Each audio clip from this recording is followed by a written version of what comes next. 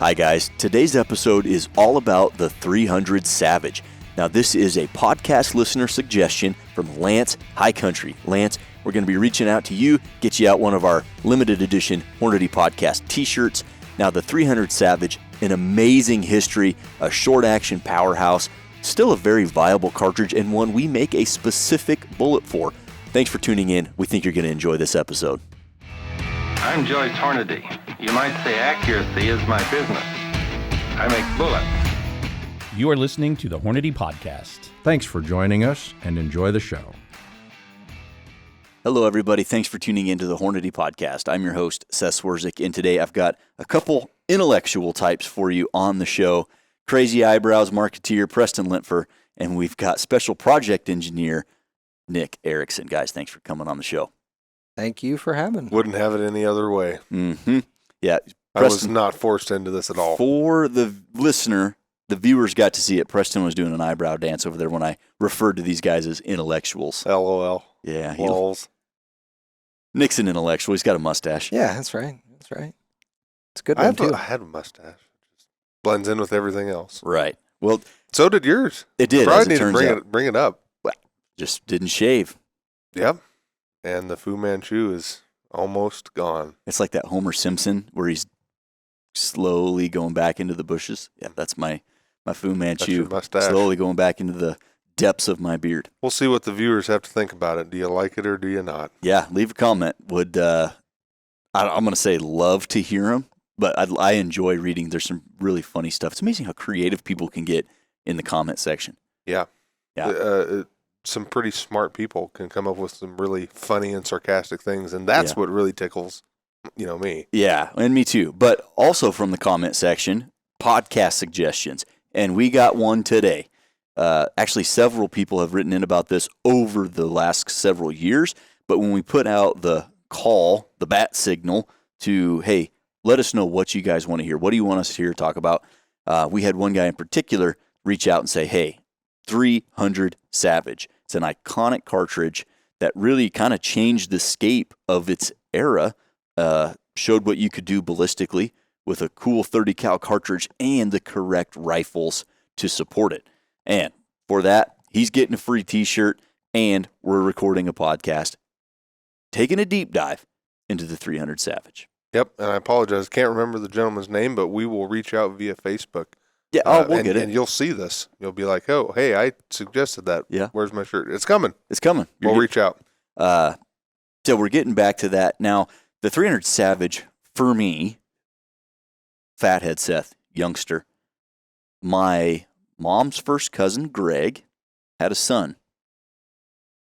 Kind of your cousin. Kinda, yeah. I don't know how that all works cousin. out. Whatever. Anyhow, he shot a 300 Savage. And I only know this because my dad hand-loaded some ammo for him. 11-year-old Seth. Dad has a 300 Win Mag. Is it bigger than that? No? Okay. I don't care. Don't care. So that was my only experience with 300 Savage until I started here with Hornady. Do you guys have any 300 Savage pre-existing conditions? I'll go first because mine's not. No, I had no clue of its existence until I started here.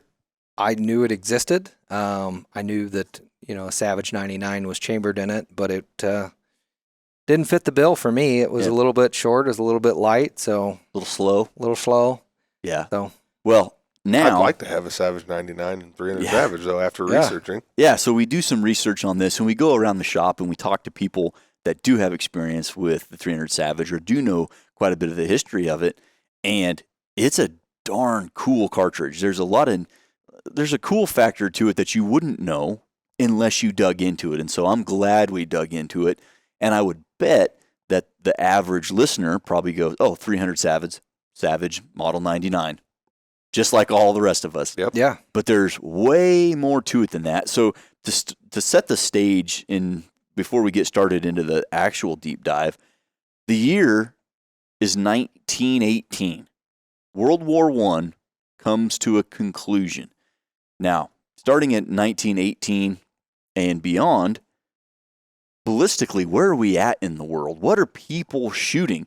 You got the post-World War I, you got some wildcatting going on with old Charles Newton, which we'll talk about, and what are people actually shooting? What are they hunting across the country?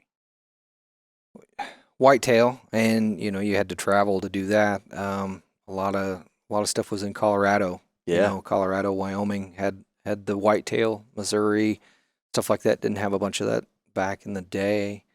So basically big game. You could call it big game at that point. There were some bring back rifles from the war, but you still had Winchester had some stuff out there like the 30-30 or the 30 WCF back then. 30-06 was available at that time frame. I would say that probably had to be the biggest one, right? Yeah, you the have military's war using efforts. It. Yeah, Yep. you have I don't know. I think people are used to the it 30-30 might have reigned supreme for a while. Yeah, I could believe that. Well, and you had the big stuff like 45-70, 45-100, 405 Winchester. That was all, turn of the century stuff too. So, but as far as 30 caliber stuff, there wasn't a whole lot. And that's what I guess, because, you got the 44-40, you got the 45-7, you got some of those iconic uber old cartridges. The 30-30, of course, reigning supreme probably as a rifle cartridge. But as far as bolt-action rifles, hunting big game, and what I'm going to call at long distance, the 30-06, the 30-30, we had the 250-3000. That was kind of during World War I, but certainly gaining popularity as the ultimate speedster. Yeah, and that, if you go to that, the 250-3000, that was why they called it that. It was revolutionary. I mean, everything was 2,000, 2,500 feet per second, and it made 3,000 feet per second. So it was the hot rod of the day. That thing was it. If you wanted fast, that was the cartridge. Yeah, and for coyote hunting, for antelope hunting, gosh, for deer, a 87 grain bullet doing 3,000. What more does a guy need? Whammy. Yeah. A lot of things came from it too. Yeah, a lot of things have. So you have the World War I, you have that post time frame where obviously 30-06, and Nick, you mentioned it, you got bring back rifles, you got the infields, and I think we were importing infields at the time. So 303 Brit, a popular cartridge of its day, and then you throw in the 7 Mauser, which I know Mausers were available then, and you have a cartridge that from the 1800s was pretty prevalent, obviously fought in many, many wars. So 7x57 Mauser, you got the dirty 30-30, the 30-06, and then there was some, I don't know how to put them, they're not big like 45-70, but they're not small like 30 cal either. You got the 32 WCF and the 35 Remington that would have been available around that 1920 time frame. True. Yeah, and Remington had a couple few 30 Remington, I think it was a 32 Remington, and then the 35 Remington. They came out with 1910, 1915, somewhere around there. Mm-hmm. So you have an economic boom kind of that's about to kick off, plenty of wildcatting going on, rifles available, ammo available, and then you enter the guy, old Charles Newton, like I mentioned. Now, interesting thing about Charles, the 250-3000 that we mentioned, that was his baby, was it not?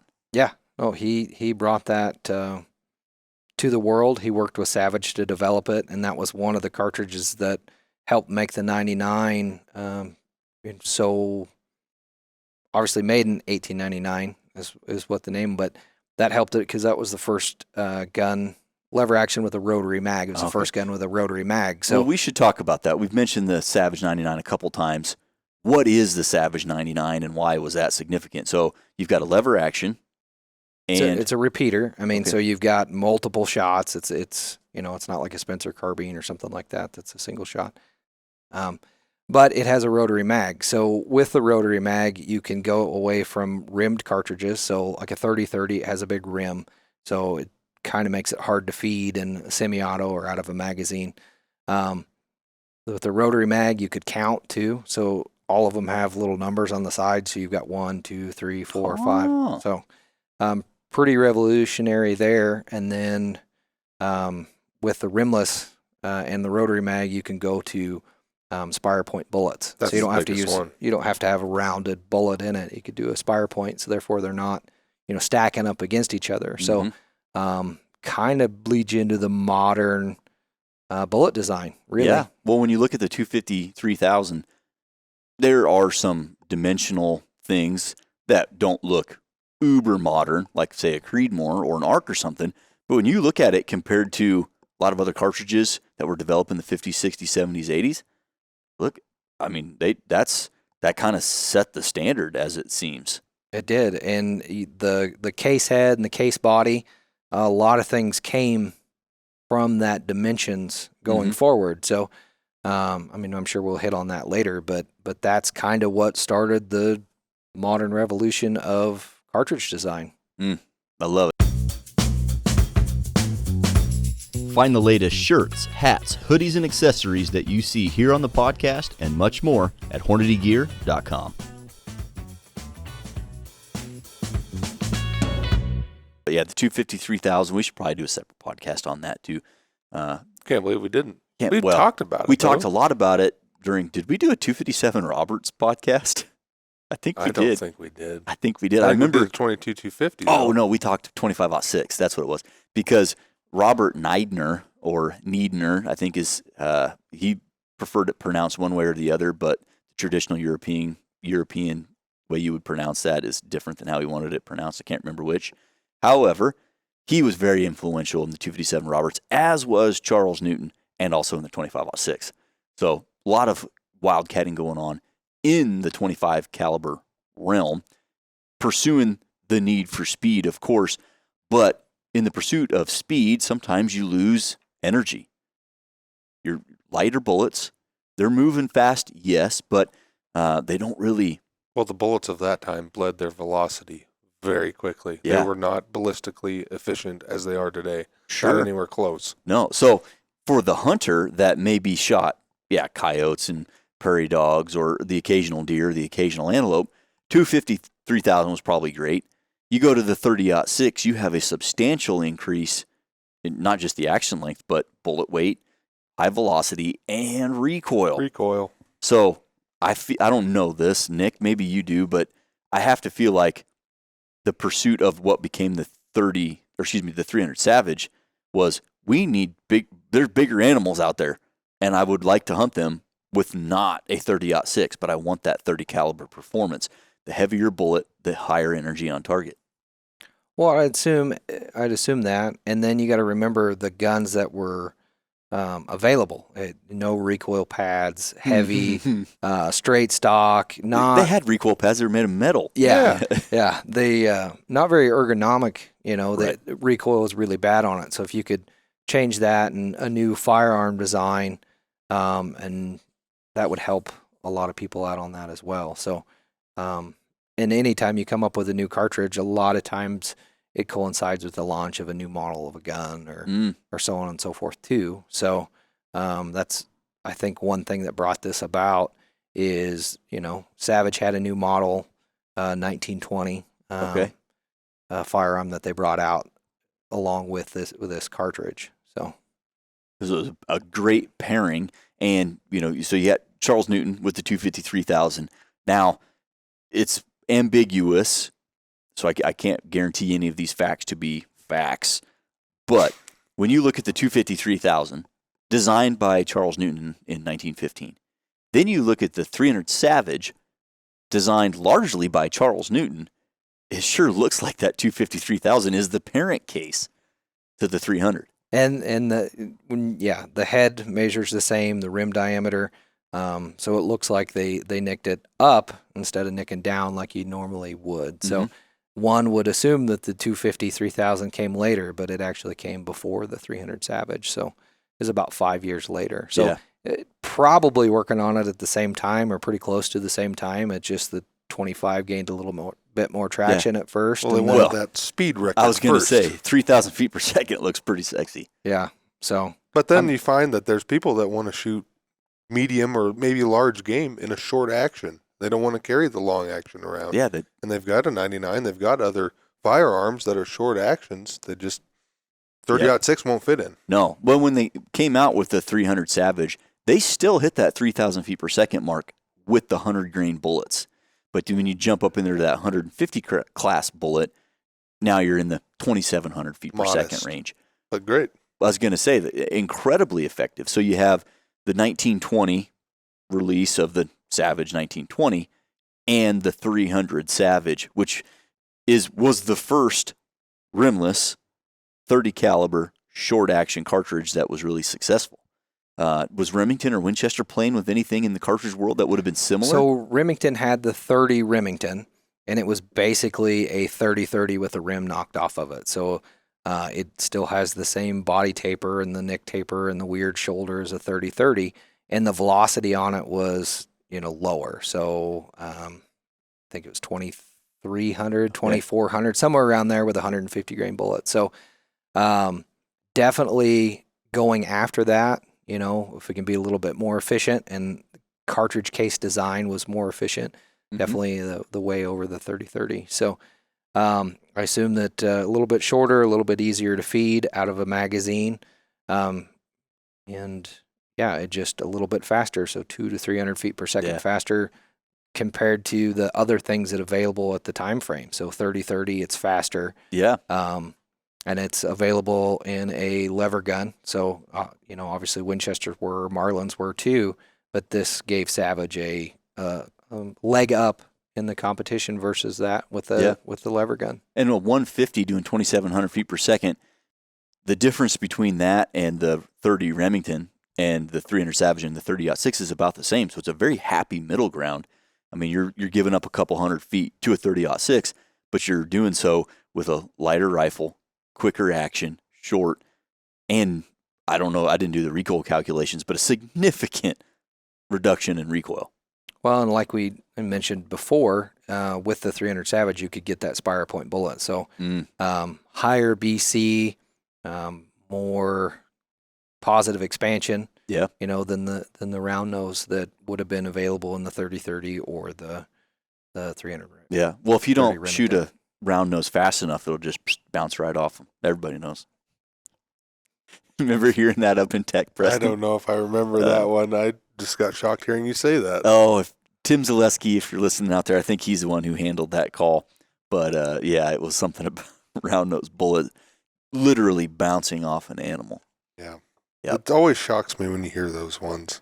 Yeah. But speaking of recoil, comparing to a 30-06, if everything's equal, rifle weighs the same, bullet weighs the same, I'm kind of guessing you're going to be in the 15 to 20 grains of powder less in a 300 Savage versus a 30-06. So the recoil is going to be dropped pretty dramatically. Right. Like quite a darn bit. And depending on what bullet weight you're shooting, you're putting yourself in that 23 to 2,500 foot-pounds of energy kind of window at the muzzle. And, at the time, if you had honest 200-300 yard performance with a ton of energy at the muzzle, a literal ton, my gosh, for, the elk hunters of the day, obviously, we probably wouldn't do much elk hunting with the 300 Savage today, but they were certainly using what they had, and this was a substantial increase over the existing 25 caliber cartridges and the subsequent 6mm craze that would be soon to follow. Mm-hmm. Yeah, pretty remarkable. I don't know what elk hunting was like back then, but holy cow, can you imagine? Just picture this.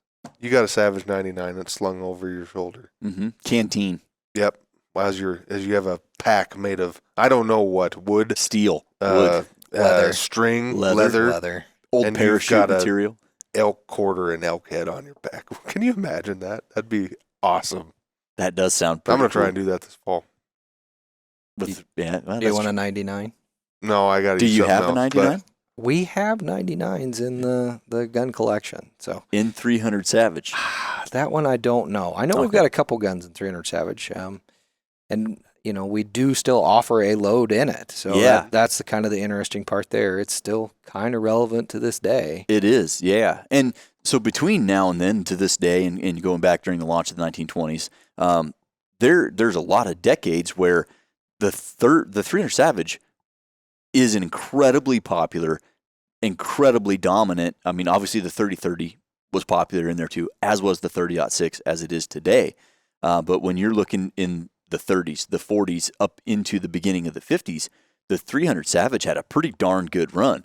And there's some pretty unique rifles available over that 30-year span that were available in 300 Savage. And I think some of the cooler ones are not the Savages. Yeah.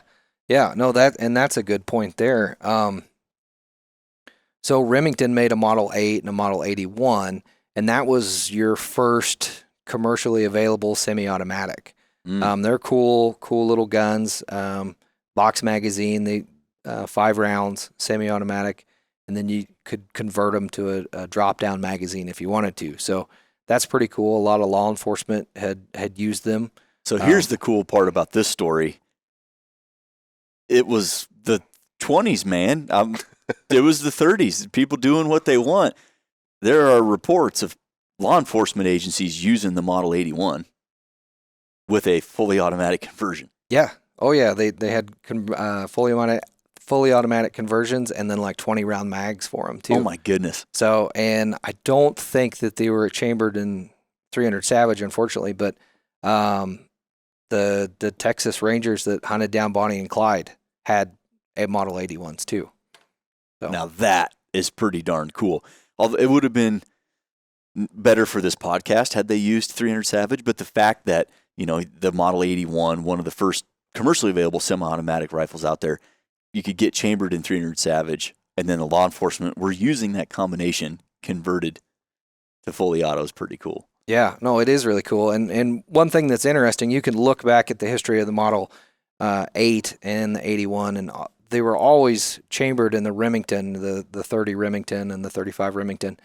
When the Savage came out, they actually dropped the chambering of the 30 Remington because the Savage was a superior cartridge. So they weren't selling any, so they just converted over to shooting the 300 Savage. Yeah, that's some of that interesting stuff that you wouldn't know about unless you really dug into it. And I don't know anything about the politics of the time, but you would think, Remington rifles, that was back when Remington was Remington, they have the 30 Remington, and to abandon the cartridge that bears your name to go to a superior cartridge that bears a competitor's name, it seems odd. And that's, to be truthful, that's one of the reasons Hornady doesn't name our cartridges anything Hornady. We want them to be viable to any manufacturer. Right. But that really speaks to how useful the 300 Savage was and how popular it became. There's no better time to stock your reloading bench and light up your range with Hornady Get Loaded Plus. New this year, free bullets or free cases when you buy these select Hornady reloading tools. Plus, receive the free HIT Target Impact Indicator. Hornady Get Loaded Plus. Free bullets, free cases, free HIT Target Impact Indicator. Get loaded and light it up with Hornady Get Loaded Plus. Limitations apply. Visit Hornady.com/getloaded2025 for further details. Well, and it goes back to saying it's kind of what changed the firearm scene to modern cartridges because there was more than one gun manufacturer chambering that cartridge, and it did bear, a Savage versus Marlin or Remington or anything else like that. Because if you remember, Winchester had their own cartridges, Marlin had their own cartridges, Savage had their own cartridges, and everybody was kind of competing for that same space. Well, this cartridge was good enough that they're like, okay, well, we're going to adopt it. We're going to do it. Yep. So there must have been a lot of pressure from the industry and the people wanting this cartridge to do that. So that's pretty neat. Yep. I think what's really remarkable about, yes, there are some other cool rifles that this thing has been chambered in, but I got to go back to the 99 because the last time they made a Savage Model 99? No. We were alive. It was the 1990s. It's the 90s, baby. Can you believe it? It went from, it spanned millennia. Well, that's not true. Just a lot of years. Century. Holy cow. 1899 to the 90s. Pretty awesome. Yeah, that is actually really cool. And, kind of as things progressed into the 40s, you have a 6mm craze that kind of swept the nation. 6mm Remington, the 243, for example. But you still had the 300 Savage being really popular up into the 50s, and you could get it in the bolt action, the Remington 722. Yeah. You could get it in Remington 760, a pump action hunting rifle. I mean, this had to have been one of the most iconic hunting cartridges over that 30-year span. Yeah. You can get it in a Model 70 Winchester, too. They Very made rarely some, you could. They made some, too. So how cool is that? Yeah. I mean, pretty good on Savage for that one, Yeah. multiple rifle companies chambering Yeah. a other rifle company's Yeah. cartridge. And That's the cool. fact that the Model 70 was just one of the more iconic hunting rifle actions out there, to say you could get it in a Winchester Model 70, that's pretty cool. I wonder just how rare those are. I haven't looked on Gunbroker. I bet they're haven't either. expensive. Haven't either, especially a pre-64. Oh, can you imagine? Oh, yeah. It would be pricey to say the least. So you have the 300 Savage. You have it's extremely quick ascension into the ultimate kind of big game hunting cartridge of the era, juxtaposed against the 30-06, obviously the longer, bigger, heavier, higher recoiling, flatter shooting, of course, but with the trade-off 30-06. And then as you start to get into the 50s, then comes the demise, what would become the demise of the 300 Savage. And I'm talking about the 1952 introduction of the 308 Winchester. Yep. And when you look at those two cartridges side by side, obviously the 300 Savage, when you compare the 253,000 to the 300, you'll notice that the 300 greatly reduced body taper and a steeper shoulder. 30 degrees. 30-degree shoulder. At the time, holy cow. Yeah, most shoulders were anywhere from 17 to 26-ish. Yeah. So you have an advancement in that cartridge shape from 253,000 up to 300 Savage. But then you look at the 308, you can see some incredible similarities between the 300 Savage and the 308. Yeah, and really, if you take a look at the chamber prints versus the two, it really looks like they just added length to it to gain capacity. The nick is similar, the shoulder's really similar, the head is the same, so the bolt face would be the same on a lot of the guns. It just looks like they added, 200 thou in length, I think. Something like that. Yeah, and so you could get more case capacity and run it a little bit hotter and faster. One thing that is interesting about that is the 300 Savage is operating pressure 47,000. 46,000. It has an established cup value of 46,000, and I'm not sure what year this happened, but Sammy established a piezoelectric pressure, and that is 47,000 psi. And then if you go into the 308, 62,000. 62,000. So if you were to give that much pressure to the 300 Savage, I'm thinking we could probably get it, if you're hand loading, you had a good action, you could probably get it a little bit more faster, a little bit up to date with the 308. Yeah. That is. I didn't think of it that way, but the hand loader can always, play around with that. But yeah, that was one of the nails in the coffin is when the 308 Winchester came out with a max average pressure of 62,000. Just, it's not fair. Well, and cartridge overall length on the 300 Savage is about 2.6 inches. Yep. 308, you get an extra 200 thousandths there, in a standard short action. Of course, they needed to make it short enough for the 99s and those repeaters. But the 308, being a standard short action, you could go 2.8.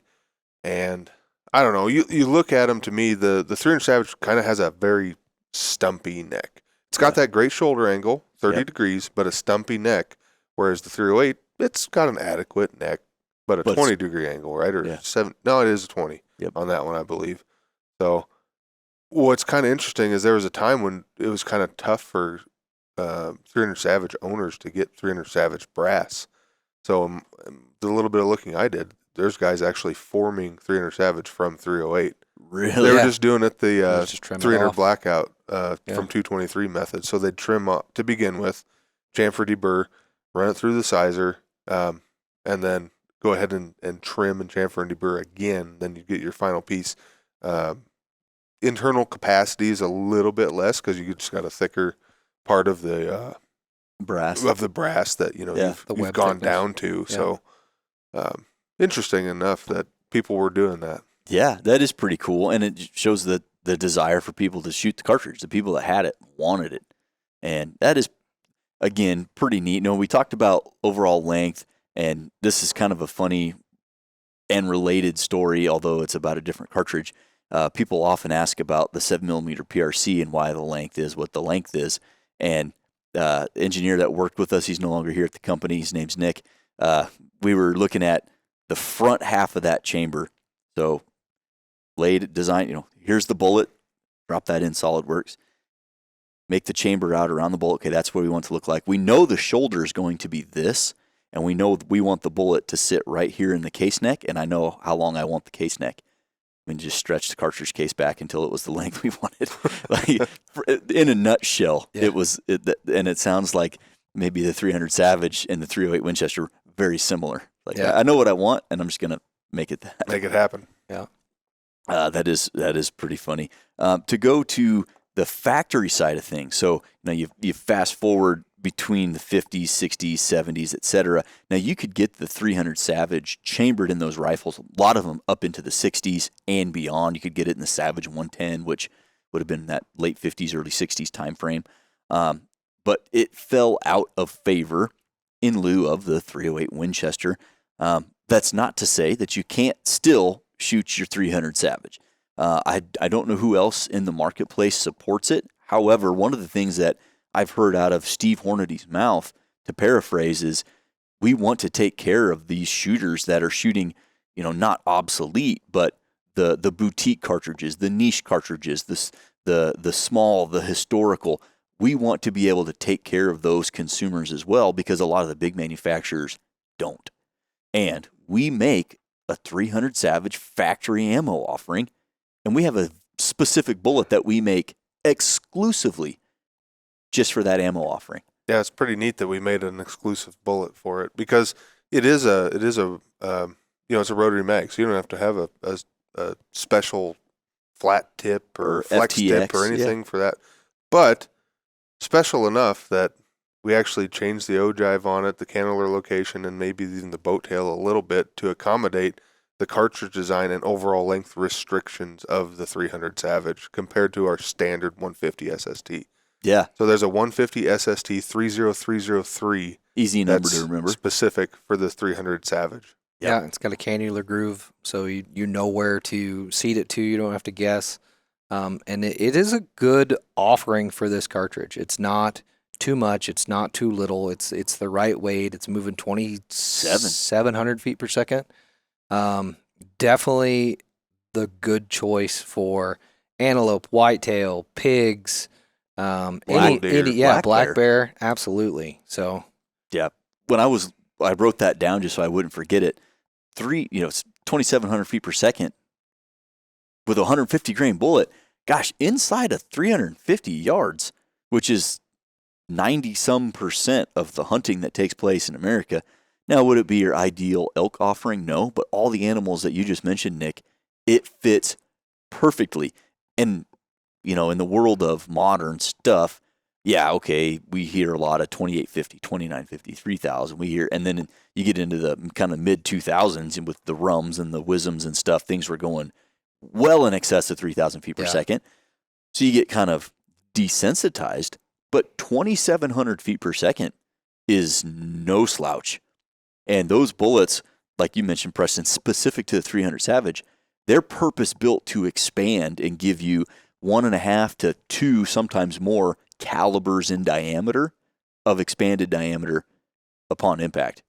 So 2,700 feet per second, yeah, inside of 350 yards with the right shot location, you can definitely do a lot with the 300 Savage. Hornady V-Match ammunition, loaded exclusively with Hornady ELD VT bullets. The low-drag design of the ELD VT bullets provide high velocity retention and minimal wind deflection. Initial offerings include 22 ARC, 6 ARC, 6mm Creedmoor, 6.5 Grendel, and 6.5 Creedmoor. Elevate your varmint shooting experience, shatter records, and make your mark like never before with V-Match ammunition from Hornady. And you kind of glossed over the elk, but that bullet would be perfectly capable of taking an elk. Of course it you would. need to be careful on your shot placement and the angle of presentation. Yep. But absolutely, that would be an elk killer for sure. Well, and how many times have you heard somebody say, "Oh, I'm going to go Well, I hunt just an heard elk that with bullets bounce off of animals today. Right. But, News 11, this just in. a lot of people have killed an elk with a 243, 100 Sure. grain spire point. Mhm. So this is still a good offering. Now, it's not going to be the first choice. I'm not going to say, yeah, go grab a 300 Savage, but it's still capable if you've got one. We have a friend over at Leupold that we got some ammo for a couple years ago, and his dad killed a really nice elk with one. Yep. And he probably was a Hardy Roosevelt, maybe. I don't know. It could have been. I forget the whole details of the story, but yeah, one of the engineers over there at Leupold reached out, and this was going to be the last, presumably the last hunt. I think he was 83, and he wanted to get out, wanted to shoot 300 Savage, and of course we got Absolutely. ammo. What are you talking about? Yeah. Nick reached into the personal stash, got some. We sent it over to him, and had a successful hunt with it. Yeah, Yeah. and it was a great, and getting his picture sent in with the gun and just the look on his face, he's so proud. And that's one thing about the 300 Savage when we've hit on it, but the recoil's good. So if you are an older guy hunting or getting your kids introduced into it, this would be a good cartridge to do that with, because it's cool guns. It's got some history to it, and ammo still available, and definitely big enough to do anything that you'd want to do with it. Mm-hmm. Especially if you're a 30 caliber guy. Yeah. Well, and I feel like, everybody's kind of personal rifle preferences ebb and flow a little bit. Of course. And I've been in my precision rifle era, or whatever the kids call it, for a while now. Yeah, it's a long era. It's a long era. They do call it precision an era. rifles. I think not even just kids, just everybody. Okay. I don't know. I feel like it was like a pop thing. I don't know. Anyway. It's so in vogue. Where I was going with that was I've had this desire to get some older rifles. Now, not like Miles. I'm not talking like pre-World War II Swedish sniper rifles. I'm not into that. But my brother-in-law inherited, or I think he inherited it, an old Winchester 760. It's like, man, I remember cleaning it up, and I'm not even sure he even shoots it, but it was just cool. And now I'm kind of like, man, those are kind of neat rifles, like a little short barreled 760 and 35 Remington, like the classic, I think, Michigan whitetail hunter kind of thing, or those older Model 70s like you talked about. I didn't even know about the Savage Model 1920 until this week. There's some cool old history out there that those rifles were revolutionary in their time, and in our era, the Savage 110 and the Remington 700 ruled the roost or whatever, but you got the Savage 722 that predated the 700. Is a Remington. The Remington, Yeah, excuse me. The Remington Remington 722 that predated the 700. The Remington 600, for example. There's just some cool history that you could get cartridges like this and still use them. You know what? Ruger makes a M77 chambered in 257 Roberts still for Sports South. They still make one. You might have to get two. I might have to get one. You got two boys. Yeah, I don't know. As it relates to 300 Savage, Are you feeling nostalgic right now? Yeah, I enjoy my precision rifles, and I enjoy building stuff with carbon fiber, and it's just, that's fun, and I really like those. But I'm starting to feel a draw to some of the stuff like this, where the 284 Winchester and the 300 Savage and the 35 Remingtons. There's just some history out there that our forefathers killed a lot of deer with. My grandpa hunted with a 303 Brit Enfield until my dad bought him a 308 Winchester Remington 700 CDL. Beautiful rifle. But up until that point, and this would have been in like the late 80s or early 90s, when Grandpa came home from the war and started hunting deer, when deer became more prevalent in the state, he used an open sight 303 Brit. Yeah. 303 British. and it worked fine. And he would still be using it if your dad hadn't bought him the 308. 100%. So. Well, I get what you're saying. I have a Model 100, which I've talked about on this podcast a lot, but I really enjoyed figuring out why that thing shot so poorly my whole life. Only to find that, there was a bulge in the barrel. And so we cut that off. I re-blued it because it was spent some time in steady rest. It's got a fixed 4-power Weaver oblong K4 scope, yeah. and, it shoots TV 2 minutes at 100 yards. Did it shoot worse than that when you started? Oh, God, yeah. I don't think my dad ever got a deer with it. Ever. But it turns out, I mean, you had to feel for it. Like, you had to know what you're looking for. But we weren't exactly rifle people growing up. Yeah. We had bows, and I had a 270 that I got along just fine with. We didn't know what we were looking for. Yeah. Nick, you've got torque wrench? Are you kidding me? I never used one of those in my life. I turned that screw until it didn't have threads anymore. Well, we called it squeaks. You know, how many squeaks do you give the screw once it's tight? I always gave one That was way too many. pre-Ugga-Dugga. Yeah. Well, the smaller Ugga-Dugga, really. Nick, you've got a plethora of guns, FA. Do you have any old vintage rifles, obviously not chambered or chambered in 300 Savage, but any older rifles from that heyday of kind of post-World War I into maybe the 60s or 70s chambered in cool stuff like this? I have a 1955 Marlin 336 and 35 Remington. Oh, yeah. That's classic. It is a really cool that's gun. butter smooth. It is. It was my grandpa's gun, and he had it. He shot elk with it in Colorado, and I inherited it from him, so I'll definitely hand that down to the boys. But it's a really cool gun. I've got some older stuff. I've got a Savage Model 99. At one point, I had one. It was in 30-30, but it was a half octagon barrel, and it was a takedown model. Oh, and wow. it was really cool. I kind of wish I wouldn't have parted ways with that, but it is what it is. Yeah.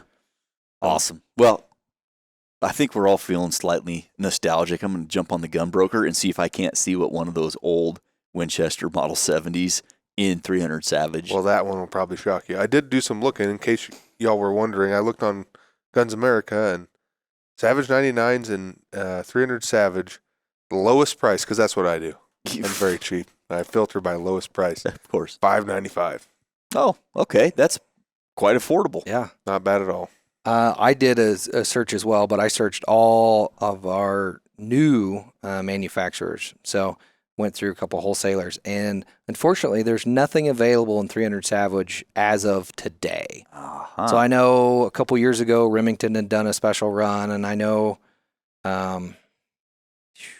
somebody else that made one a couple years ago. So because a guy at work used to have one, he'd bought a new Remington 700 in it. So they are out there, and they still make them. And I would assume that there's a million guns chambered in 300 Savage out there. So it's definitely a cartridge worth looking into. And it's a neat little cartridge. I knew about it, but I didn't know the back history. And now that we've looked into it and talked about it, it's like, yeah, that's pretty cool. It is pretty cool. I like it, guys. Well, I don't have anything else to go on about vintage rifles, our nostalgia for old school cool, or the 300 Savage. Is there anything you guys want to leave the listener with? Thanks for tuning in. Well, and if there's something else you want to hear about, by all means, let us know. We want to talk about it. That's true. As it turns out, I want to learn about it. I didn't know I wanted to learn more about the 300 Savage until I started doing research. Yeah, and just so everybody's aware, Nick's a little bit of an encyclopedia when it comes to. So in our previous jobs, our first jobs at Hornady, we were techs. So we answered the phones, and we answered emails, and fielded questions and concerns and complaints and just all that stuff. Nick, actually, part of your job is to help with the return process, and so. Well, I'm a tech guy for the techs. How about we put it that? Yeah. So your expertise in total different firearms that you've shot over the years or had to deal with or had to tinker with or figure out why you're an encyclopedia. So if you got something for Nick, let us know. Let us know. That's true. Yeah, I do remember and he's doing returns or something. Well, and he's shooting it through a fill in the blank, and Nick, so I have one of those, and I noticed that, the operation rod, blah, blah, blah, blah, blah. And then that next day, be like, oh, I got this, but this is my personal gun, and I don't know, the triggers. Oh, yeah, I went to the Smith & Wesson Armorer's course. I'll do a trigger job for you. It spanned, era and manufacturer. Yeah. It really did. Well, you love the word era today. I guess. But yeah, if you span the time, Nick knows a lot about a lot. Yeah, well, we're just filling Nick's bucket here. Well, so thanks, guys. I appreciate that. Yeah, and for the listener, if you do have some more stuff that you'd like Nick's banter on, let us know in the comments here on YouTube or send us an email, podcast@hornady.com. Yeah, maybe you like the old stuff. Maybe you like the 300 Savage stuff. Maybe you want some. Well, we've covered a lot of new stuff, but 250 Savage. Let us know. What we didn't mention, 250 3000 Charles Newton, founder of the Feast, if you will. Not the guy that figured out gravity. No, different guy. That was Sir Isaac. Sorry. Then you got a little bit older. You got the 300 Savage. we didn't even talk about the 22-250. We didn't. But that's a whole podcast in and of itself. But when you stack up 300 Savage 250 3000 and the 22-250, that's a lineage. That's a cartridge family right there, with the exception of the shoulder angle of the 300 Savage. That's probably like a royal family. The royal family. Yeah. Thanks, Sir Charles. All right, guys. I got nothing else. Thanks for coming on the show. We're devolving. Ladies and gentlemen, thanks for tuning in to this hopefully educational and, if nothing else, nostalgic podcast covering all things 300 Savage. I'll tell you this much for free. We all learned a ton researching this cartridge and some of the firearms that it was used in. I appreciate you listening. We'll catch you on the next one.